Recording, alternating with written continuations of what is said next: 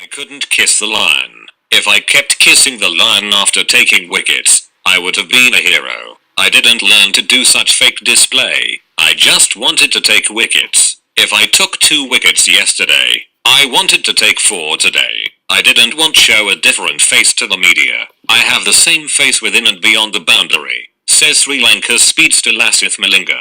He made above remarks during an interview with Ravaya newspaper. Lasith Malinga picture via his Facebook. When I read this interview in Ravaya, a Sinhala weekly, on November 13th, 2016, I was happily surprised to see a great deal of genuineness and intelligence in Malinga's answers to the journalist. Recently, Malinga has been criticized in the Sinhala press for being money-minded and putting league cricket above national duty. Yet, I always felt that Malinga has been one of the cricketers greatly misunderstood by national and nationalist media. The interviewer, Bangagamoriki, a very talented journalist, is able to show us Malinga, the man in the following interview. Translator. Interview with Lasith Malinga by Tyran Bangagamoriki. Translated by Liana Jamarakirthi. He is arrogant, outgoing, and also a man given to fashion. He talks straight and does not mince his words. For that very reason, media prey on him. No matter how media try to tame him, he is who he is. He is Lasith Malinga. He is as straight as a yoker. Some people shrink their faces in fear when hearing the name Rathgama, because it is considered a violent place populated by straightforward, even violent people. Having been born there, how do you feel about Rathgama, Malinga? As everyone else from Rathgama, I am also proud to be from there. Everyone must be feeling that way about their own birthplaces. I am proud to be from Rathgama because it was the school that taught me from my boyhood to speak straight and to speak truth. It also helped me to understand society. People shrink in fear on hearing Rathgama because it is an inherently thuggish place. People in my village speak truth, and they are even ready to die for truth. I have also inherited those qualities. I speak what I have to, no matter whom it might make happy or unhappy. A lie can be told with a great deal of ornamentation and decoration. It is difficult to make the truth ornamented like that. That is why many people are afraid of truth. I can't do anything about it. That is my nature inherited from my village, and I am proud of it. How did you develop a liking for playing cricket? By watching cricket. Since I was in grade 5 I watched older boys playing cricket, so I started playing. Not to enter the national team. I lightly played like ball cricket, but still I bowled with the same action that I bowl now. So I could bowl some unplayable deliveries, and I was a wicket-taking machine even then.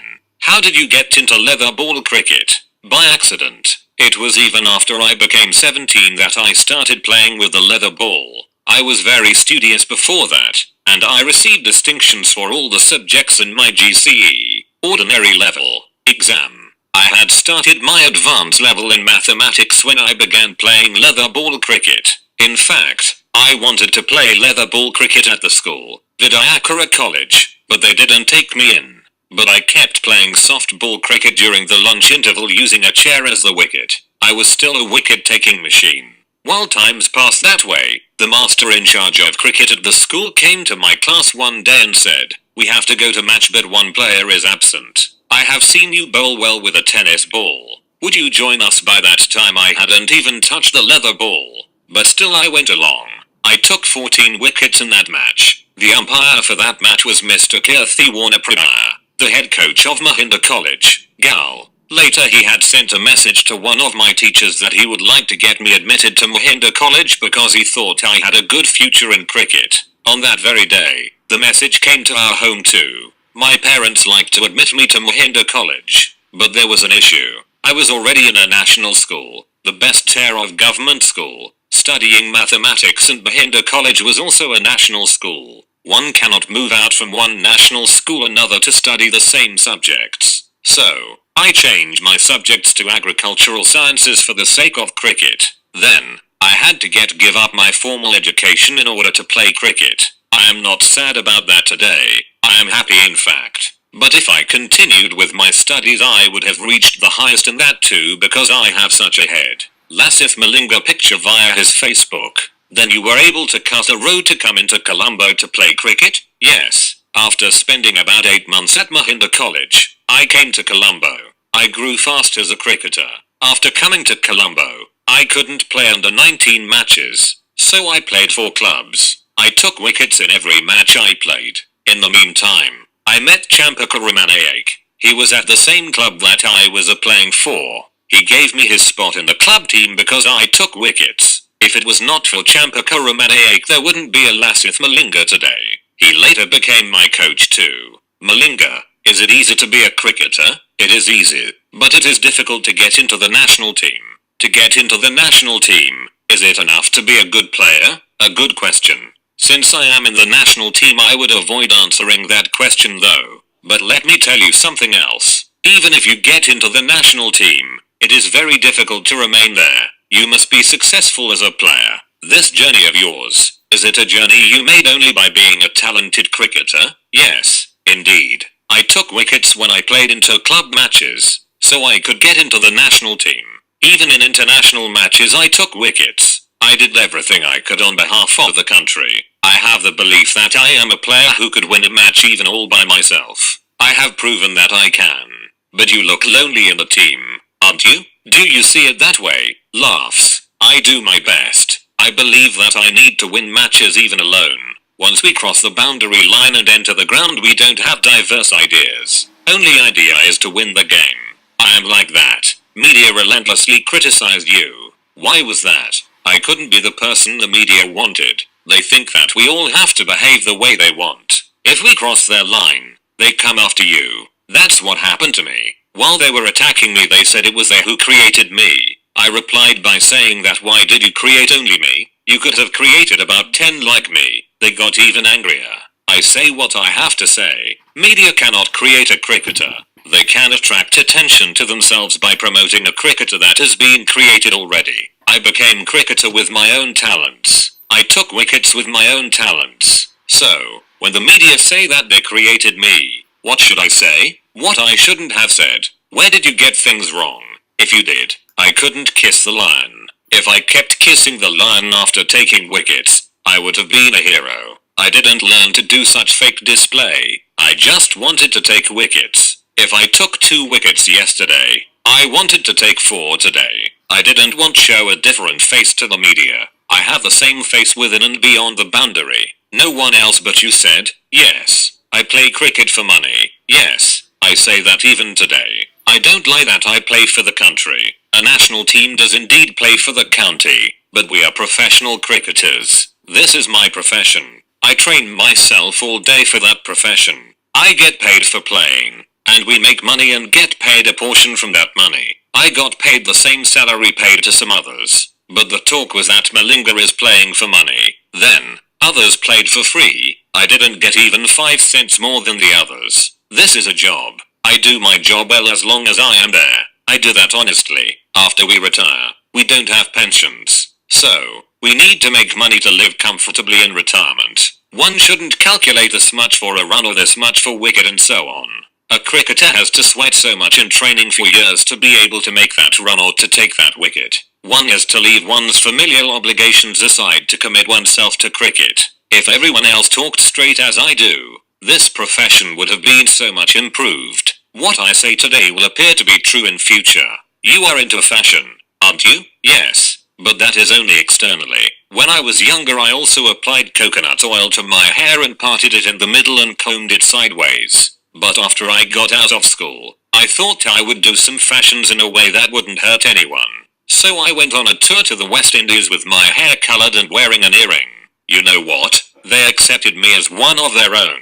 I took so many wickets too, but some people here hung on to my hair. What I am asking is this: see whether I am talented and effective. Don't look at my hair. There is no book saying that one cannot play cricket wearing earrings or coloring one's hair. Is there? One more thing. One cannot get wickets just because one has earrings or colored hair. Like I said, I do my fashions. If anyone says that my doing fashions hurts our culture, I don't know what culture is in this country. I do my fashions, but they are not just outward or external facade. My fashion is still me. According to you, what is the gentleman's sport? For me, it means playing your game in the ground with discipline. During all my cricketing life, I have never been found guilty of breaching the ICC codes of conduct. So, I am a gentleman cricketer, am I not? To play cricket with discipline is to be a gentleman cricketer. I have been that kind of a gentleman. But I don't show off as a gentleman. These criticisms of my behavior are the work of some media gentlemen who don't know a thing about being a gentleman. Are you angry with media? I am not angry with them. I don't have any particular friendship with them either. But what I am saying is that one shouldn't talk about the Colonel just by touching the peel. I may be the most criticized cricketer in history, but I have achieved so much as well. I was the captain when we won the T20 World Cup. I have taken 397 OD wickets. I have set 4 world records in T20s. Those are records I set in matches where Sri Lanka won.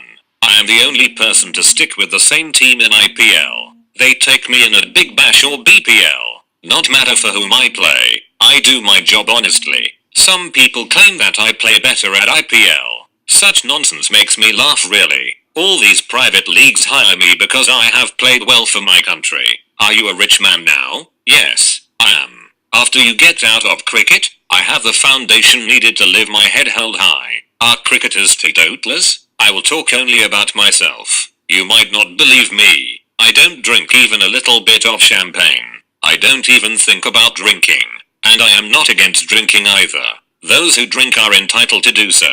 Some cricketers enter politics. Would you do that one day? Never. I am not suitable for something as noble as politics. Who I am to rule the country. Here Malinga is playing with the Sinhala word Deshapalana. Politics, which literally means ruling the country. You worship the bull before bowling.